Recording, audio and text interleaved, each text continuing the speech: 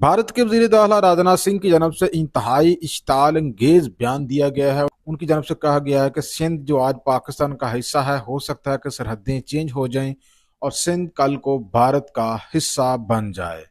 तो राजनाथ सिंह जी, मैं आपके बयान के ऊपर सिर्फ आपको यही कहूंगा कि आज तो जो इंडियन पंजाब है वो आपका हिस्सा है, हो सकता है कि कल को वो खालिस्तान बन जाए। आज मगरबी बंगाल आपका हिस्सा है, हो सकता है कि कल को वो बांग्लादेश के साथ मिल जाए। आज राजस्थान आपका हिस्सा है, हो सकता है कि कल को वो पाकिस्तान के सिंध के साथ इमर्ज हो जाए। आज सेवन सिस्टर्स, आपकी शुमाल मशरकी 7 रियासतें जो कि आपके कब्जे में हैं, हो सकता है कि पाकिस्तान, चीन और बांग्लादेश मिलकर आपकी वो सेवन सिस्टर जो है उनको छीन लें।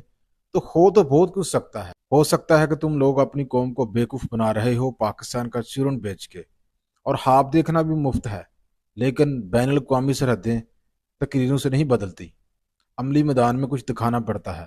वही नाज़रीन किराम, पाकिस्तान की जानब से राजनाथ सिंह के इस बयान को इंतहाई खतरनाक तरीक को मसह करने की कोशिश और हिंदवता की वो सोच करार दिया है जो बैनुल अक़वामी कवानीन, इंटरनेशनली तस्लीम शुदा सरहदों की हुर्मत, रियासती खुद मुख्तारी की खुल्लम खुल्ली खिलाफ वर्जी करती है।